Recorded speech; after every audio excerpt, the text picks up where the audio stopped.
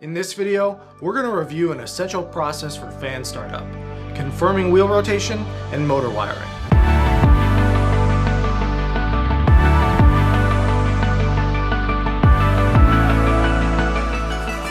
Ensuring the fan wheel is rotating in the proper direction is critical for performance and the longevity of your installation.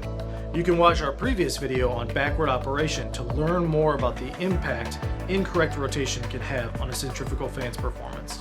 Now, during startup, there are two ways to confirm wheel rotation. The more common of the two is to perform a bump start, which involves a quick power surge to initiate the fan's rotation, followed by an immediate shutoff. The setup of this operation should only be performed by qualified personnel wearing proper PPE with the power locked out and all equipment in a de-energized state. To conduct a bump start, first ensure the motor is properly grounded. Then, begin by connecting the motor leads to your power source. There are a wide range of motor types, so you should always consult the motor manufacturer's installation and maintenance manual for wiring diagrams. We're going to look at an example using a three-phase motor since they are the most common type used with industrial fans. The power source, regardless of whether or not a VFD is being used, will have three connection leads. Connect the power source to the motor and initiate a bump start. During the bump start, evaluate rotation to verify if it's in the same direction as the housing. Rotation can be observed through an open inlet or cleanout door from a safe distance, or by observing the shaft or drive components.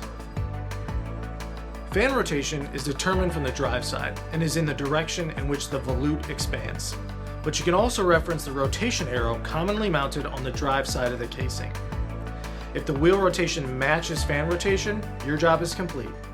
However, if the wheel rotation does not match fan rotation, swap positions of any two leads from the power source. Again, only operate under electrically safe work conditions and do not swap the leads until the impeller has come to a complete stop.